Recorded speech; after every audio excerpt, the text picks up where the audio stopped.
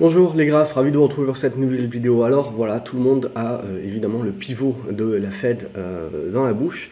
Il a suffi donc d'un CPI moins important que prévu. Bien entendu, ça signifie que le pic qu'on a eu cet été, l'inflation est bien arrivée à son pic cet été, et donc maintenant on est en train d'attaquer la désinflation. Ça ne veut pas dire que l'inflation disparaît du jour au lendemain, bien entendu, on parle de décroissance dans la hausse des prix, hein, on ne parle absolument pas de déflation, mais ce qui est le plus important donc, et je pense que justement je rebondis sur ce que vous avez à l'écran, c'est-à-dire le dernier rapport, enfin celui d'il y a quelques jours de Bank of America, un rapport que j'apprécie toujours, et rien que le titre, ça veut tout dire. Rent the pivot on the rotation.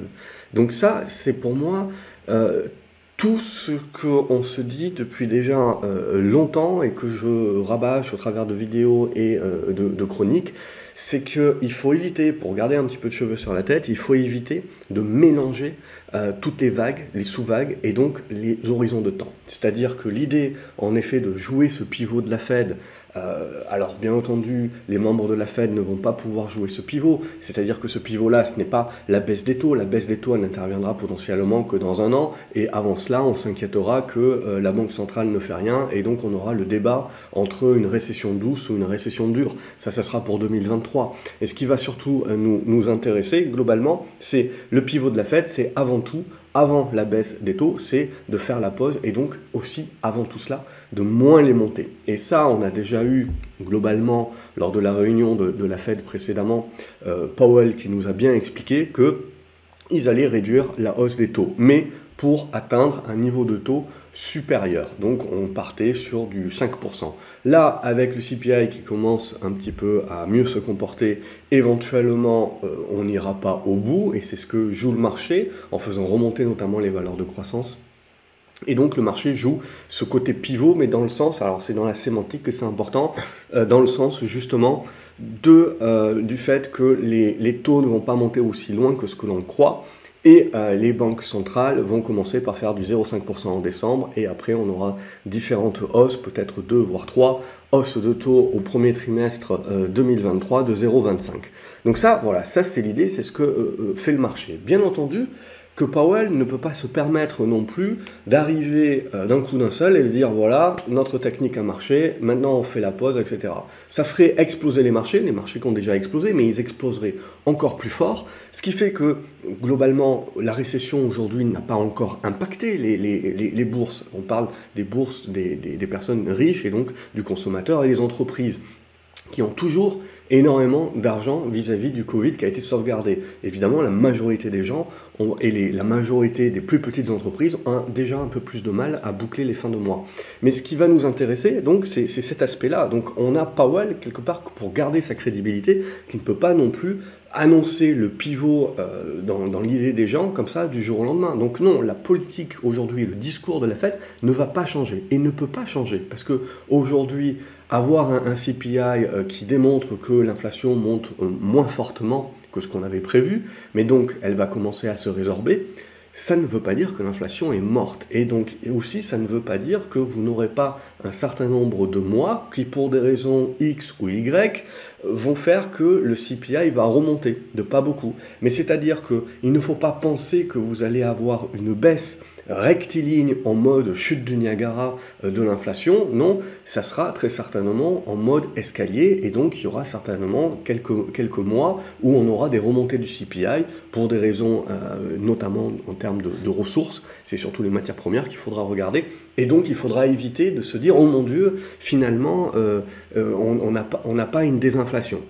Si la désinflation, elle est bien en train de se valider en termes temps central, mais ça, il ne faut pas sous-estimer que sur quelques mois, vous pouvez avoir des remontées temporaires de l'inflation dans une désinflation plus globale qui mettra un an et demi à nous faire revenir éventuellement vers des niveaux un peu plus adéquats, c'est-à-dire du 3%, 3,5%. En tout cas, c'est ce que j'ai en tête. Pour moi, donc il faut ne pas mélanger le fait que le marché et surtout les valeurs de croissance jouent donc une sous-vague sur « ok, on a le pivot de la Fed va commencer à nous dire, donc déjà, premier bémol, c'est de dire les membres de la Fed ne vont pas changer de discours, ça serait se décrédibiliser, et surtout, ils ne peuvent pas prendre le risque de faire le pivot maintenant, et potentiellement, dans 2 ou 3 mois, pour des raisons X ou Y, d'escalade en Ukraine, ou tout ce que vous voulez, vous retrouvez avec une inflation qui, finalement, ne baisse pas tant que ça, ou pas fortement, et on reste sur des niveaux à 6%, éventuellement, d'inflation pendant plusieurs mois, et la Fed aura fait son pivot beaucoup trop tôt. Donc ils ne vont pas prendre ce risque-là. Donc c'est bien deux poids deux mesures qu'il faut prendre, c'est-à-dire à court terme, jouer en effet cet aspect pivot, mais pas dans l'aspect la pause. Non, le discours des membres de la Fed va rester fort, tout simplement parce qu'on ne peut pas se permettre également de dire à nouveau open bar, parce que ça serait contraire et ça ferait également remonter l'inflation, puisqu'on pousserait à nouveau les entreprises et les gros comptes à se dire bon c'est bon, on a la Fed à nouveau avec nous, donc on peut se remettre à dépenser, et donc si on se remet à dépenser, on se remet également à générer de l'inflation. Donc on va bien comprendre un petit peu que la Fed doit temporiser et doit garder un discours fort le temps justement que cette inflation valide bien sa course. Alors ça va valider sa course et on va le voir on va le voir tout de suite. Il y a un chart notamment. Voilà, le chart, donc c'est celui-ci, vous voyez, donc c'est la trajectoire un petit peu du CPI qui est prévu. Donc on voit globalement, alors il y a plusieurs scénarios bien entendu, mais on voit globalement qu'on s'attend un petit peu dans les scénarios les plus optimistes, entre guillemets, à quand même une chute assez importante, et en gros on se retrouve au deuxième trimestre 2023, voire au troisième trimestre 2023, à des niveaux, vous le voyez, entre oh mon Dieu, on reparle de la déflation dans le scénario qui est violet ici, c'est-à-dire qu'on a une récession dure, et à ce moment-là, on n'a plus peur de l'inflation, on a peur justement de retomber en déflation. Ça, c'était l'exemple que je vous avais cité notamment des années, je sais plus, 1947, 1948, où il y avait eu un bref épisode déflationniste après la sortie, l'inflation de la sortie de la Seconde Guerre mondiale, avant que l'on retrouve une inflation plus linéaire, c'est-à-dire l'inflation remonte, mais de manière plus linéaire, c'est-à-dire qu'on n'a plus le côté exponentiel. Et pour moi, on compare les deux éléments, alors certes, ça n'a pas été la guerre, ça a été le Covid, etc.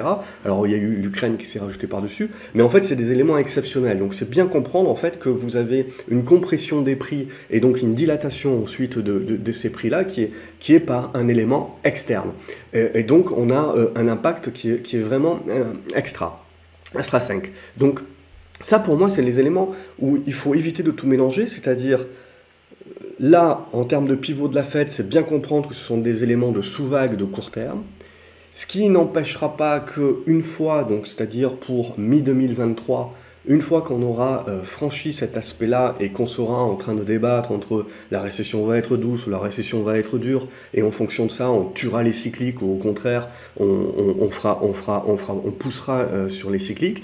Il ne faut pas omettre également que la Fed doit rester le point serré, et qu'en restant le point serré, c'est-à-dire que les taux se détendent un petit peu, le dollar se détend, mais on reste dans des niveaux qui vont rester élevés, globalement, des niveaux qui vont rester hauts et donc qui vont continuer de maintenir la pression. La Fed doit continuer de maintenir la pression. Alors certes, elle peut commencer à décélérer la hausse de cette pression-là, mais elle doit continuer à maintenir la pression.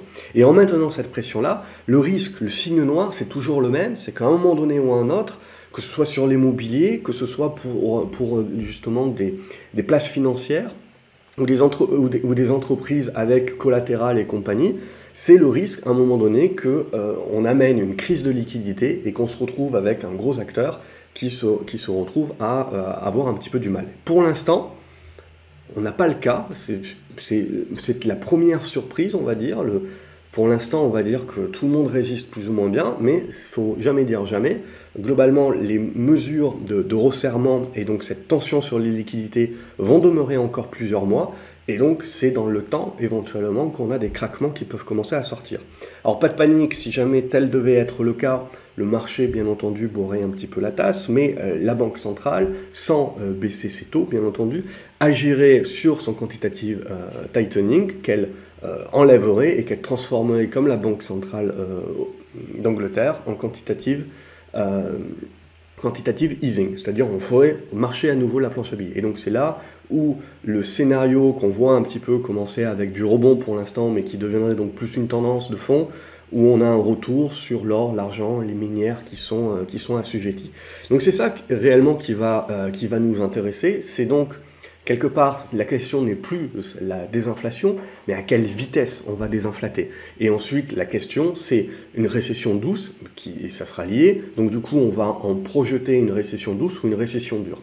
Et donc ça, je reviens donc du coup au titre ici, qui pour moi est très très bon. Donc en gros, Bank of America, c'est ce qu'ils nous disent également, c'est-à-dire, ok, très bien, le pivot, c'est un aspect, c'est une sous-vague, à l'intérieur d'une plus grosse vague, qui est une vague long terme sur, admettons, la prochaine décennie, que globalement, les leaders de la décennie précédente, où on était dans un monde de taux bas et de taux qui baissent, donc essentiellement des valeurs de croissance, ne seront plus les mêmes. Et donc demain, dans un monde où certes, on va connaître une année de désinflation, et donc ça permet de jouer une sous-vague sur les valeurs de croissance, on connaîtra néanmoins une période où l'inflation est certes, aura baissé vis-à-vis du Covid, mais sera toujours à des niveaux peut-être à 3-4%, donc au-dessus de ce que nous avons connu ces 10 dernières années, et donc avec des niveaux de taux longs également qui certes vont se détendre, un dollar qui certes va se détendre, mais qui vont se maintenir à des niveaux plus hauts que ce qu'on avait connu ces 10 dernières années. Même chose pour les ressources, les matières premières, qui vont se maintenir, qui vont certes désinflater également, mais qui vont se maintenir sur des ranges au-dessus de ce qu'on avait connu ces 10 dernières années. Donc globalement, dans les 10 années à venir, on appelle ça la rotation, c'est un changement de cycle. Si vous regardez un petit peu ces vidéos, on avait anticipé ça, je vous en avais déjà parlé, c'est de dire, voilà, c'est important de bien comprendre que c'est pas parce que les valeurs de croissance vont récupérer 30 ou 40% sur, alors je parle les plus petites, mais c'est ce qu'on a déjà eu globalement ces derniers jours, on voit que ça bouge très très vite, mais globalement, si vous avez ces valeurs de croissance-là qui récupèrent 20-30%, il ne faut pas non plus s'exciter, ça ne veut pas dire que c'est un nouveau cycle haussier qui se met en place, c'est juste des hausses au prorata. Mais la tendance majeure pour ces 10 prochaines années, c'est globalement de se dire, et c'est ce que dit là, c'est la rotation vers les cycliques, vers les valeurs value. Et donc un marché donc, du coup, qui va plus plébisciter, certes, une inflation qui désinflate avant de se normaliser et puis de redevenir une inflation à 3-4%, mais de manière plus linéaire, c'est-à-dire qu'on n'a plus les exponentielles, mais on a les prix qui augmentent de manière beaucoup plus linéaire, donc on rentre dans un monde plus inflationniste. Alors bien sûr, on peut débattre, vous avez la démographie, vous avez la technologie, vous avez l'intelligence artificielle, tout un tas de choses également qui font qu'on peut débattre à se dire est-ce que le monde de demain va réellement devenir inflationniste. Et puis, donc ça, vous avez des aspects donc plus déflationnistes, mais vous avez d'autres aspects qui est du fait que justement, on a moins de travailleurs, donc il va falloir les payer plus, on a moins de ressources, ou en tout cas la géopolitique, la stratégie, des guerres des ressources, guerre d'échange, donc tout ça, ça a un prix également, éventuellement. Et puis également, changer d'un monde carboné à un monde décarboné, également, ça a un prix, ça a un coût, in fine, en termes de ressources, et in fine, donc, sur le prix final que l'on est prêt à payer. Donc tout ça, c'est des aspects inflationnistes. Donc je ne rentre pas dans ce débat, dans cette vidéo, de justement tous les aspects qui prônent plutôt pour la déflation et les autres aspects qui prônent plutôt pour l'inflation. Là, l'idée, voilà, c'est de se projeter sur de se dire, on a connu un cycle ces 10 dernières années où le marché, en fait, s'est concentré sur des valeurs de croissance, parce qu'on était dans un monde de taux bas. On a un pivot de la Fed, etc., qui permet à ce moment-là, en effet, de rejouer le rebond sur ces valeurs-là au prorata de leur baisse. Mais c'est quelque chose, voilà, qui va durer quelques semaines, peut-être quelques mois. Et la tendance qui est en train de se créer, alors on en est au début, c'est normal, donc on a des zigzags, etc. Mais c'est globalement voilà, une tendance de la rotation des valeurs de croissance vers les valeurs value. Donc je vous apprends rien, essentiellement donc des valeurs de matières premières, essentiellement donc également dont on avait parlé, c'est la question qui se pose, où ces 10 dernières années, on a eu une concentration des finances du monde sur les États-Unis, et essentiellement donc sur les valeurs de croissance. Tout le monde avait globalement les mêmes valeurs en portefeuille. La question de la diversification va se reposer avec justement à un moment donné la question de revenir sur du cyclique, rediversifier sur des cycliques, rediversifier sur donc des cycliques value. Et donc là, on peut reparler du Japon, on peut reparler de l'Europe. Bien entendu, il faut régler la question ukrainienne. Bien entendu, pour le Japon, il faut régler la question, et pour l'euro aussi, il faut régler la problématique un petit peu de la défiance des monnaies, mais ça aussi, ça fait partie du jeu. Et puis, donc, il y a l'aspect rapatriation, quelque part, de finances qui se sont investies aux US de la part de fonds européens et de fonds étrangers et de fonds japonais et compagnie qui peuvent se rapatrier, mais il y a surtout l'investisseur américain, lui, dans sa diversification. Donc, et ça, les monnaies également, actuellement, vous avez un pouvoir d'achat donc supplémentaire, donc ça se pose la question sur 2023 également. Je ne dis pas que tout va se passer sur 2023, je dis que globalement, on est voilà, sur la pierre angulaire. Donc c'est ça l'idée, et c'est ce que résume globalement le rapport de Bank of America. Alors, moi, je me décarcasse un petit peu comme du croc plusieurs semaines, mois à l'avance pour essayer de vous projeter des hypothèses de travail, parce que le but, c'est d'être préparé, parce que du coup, quand ça se passe, bon, ben, on est beaucoup moins surpris. Mais l'idée, et on est préparé, on a les valeurs en portefeuille et compagnie. Mais donc là, l'idée, c'est un petit peu la même chose, où on a donc BofA qui nous explique voilà, que les leaders, entre guillemets, de ces 10 dernières années ne seront potentiellement pas les leaders des 10 prochaines.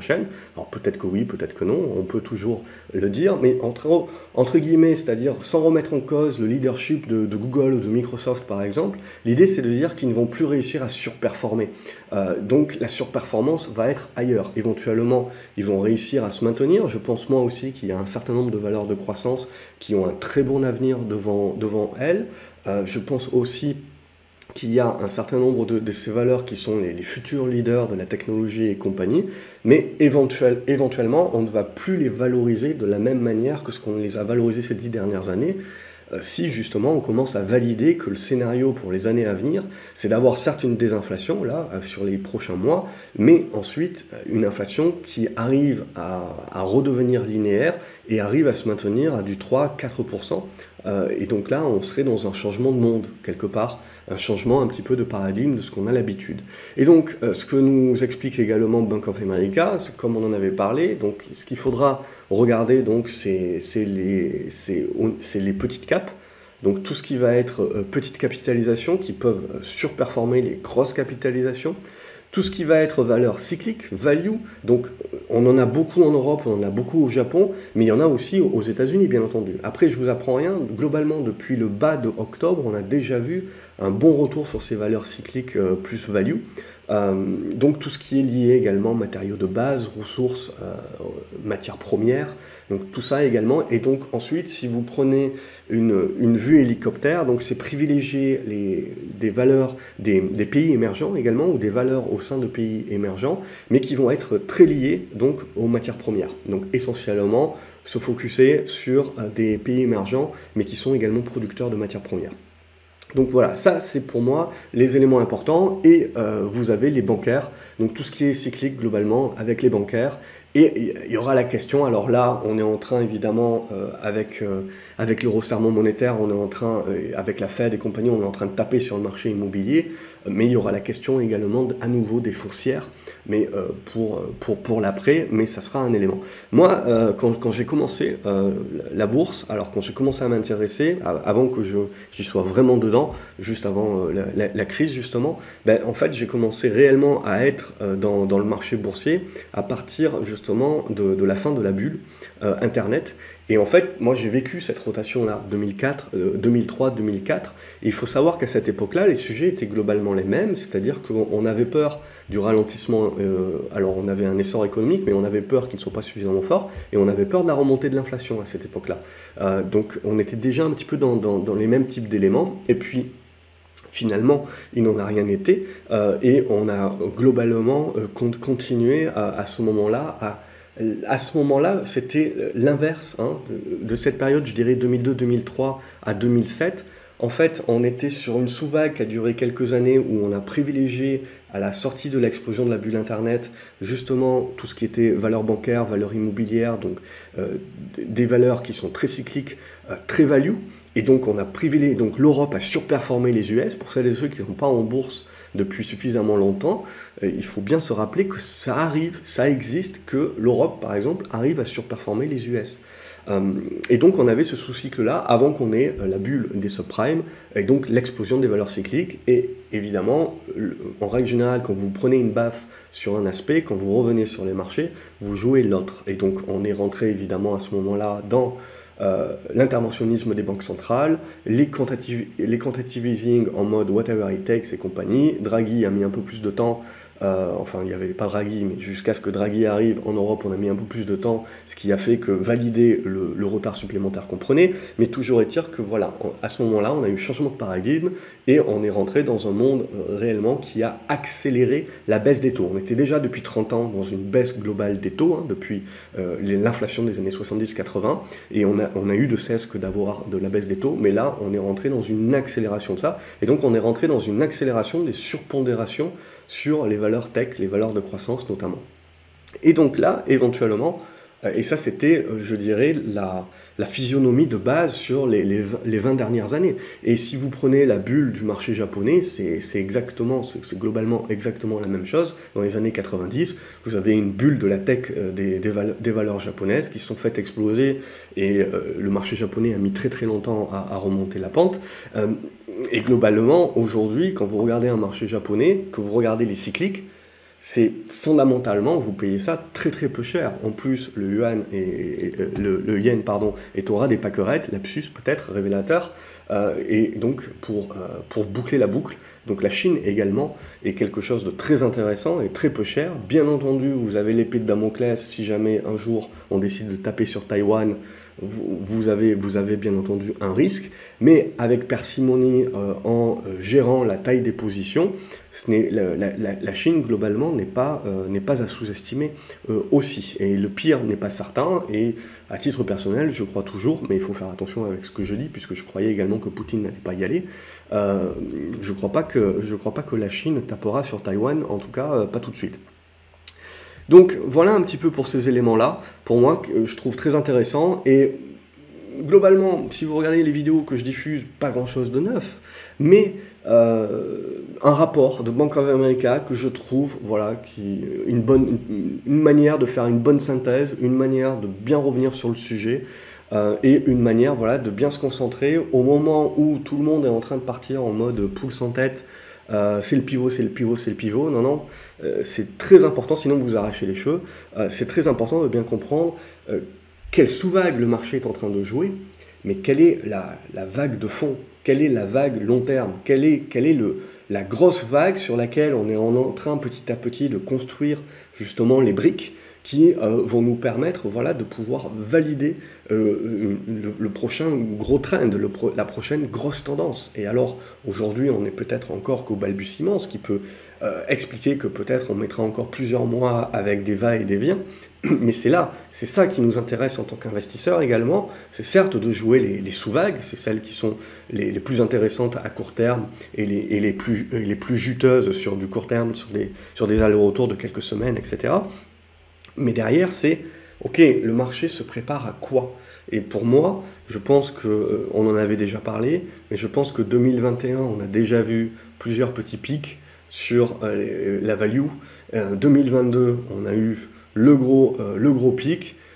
Derrière, on désinflate tout ça, mais c'est ça qui va nous permettre de construire la base et les configurations qui, pour un investisseur de long terme qui regarde par exemple une unité de temps en hebdomadaire, voire en mensuel, c'est ça qui va l'intéresser pour investir sur les tendances peut-être de ces prochains mois, voire prochaines années.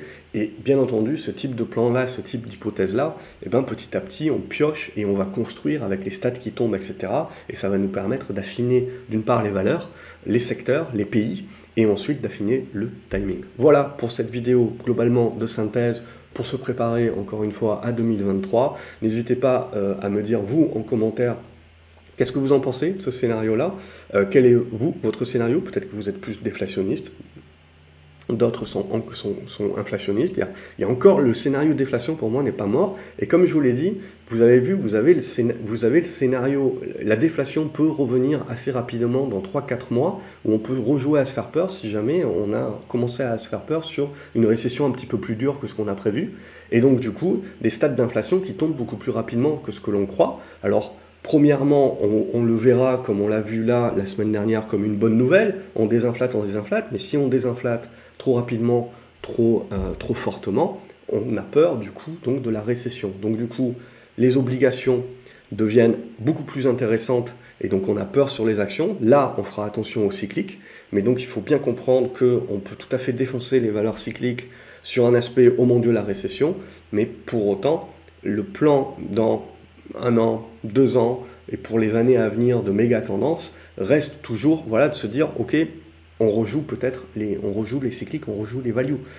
Donc c'est ça pour moi qui est important de bien comprendre, c'est de bien différencier un petit peu les horizons de temps et donc les vagues qu'on est en train de jouer. Sinon, vous prenez la tête, vous vous arrachez les cheveux, parce que voilà, vous êtes en train de jouer la grosse vague long terme, et vous êtes en train de vous inquiéter d'avoir tort parce qu'il y a une sous-vague qui est en train de se passer. Donc tout est une question de timing, tout est une question d'horizon, tout est une question de flux, tout est une question de liquidité. Et encore une fois, 2023 pour moi, on sera en plein là-dedans. Et tout cela se lie par ce qui gouverne tout, la confiance. Je vous souhaite donc une excellente journée. N'hésitez pas à me dire dans les commentaires ce que vous pensez du plan futur. N'hésitez pas à liker la vidéo, à la partager également sur vos réseaux et à vous abonner à la chaîne, comme ça vous ne loupez pas les autres vidéos. Je pense que je reprendrai petit à petit des petits aspects pour faire des vidéos peut-être un petit peu plus courtes, mais plus spécifiques sur certains aspects. Voilà, ça sera mon plan pour fin de cette année et début 2023. Excellente journée à vous les graphes.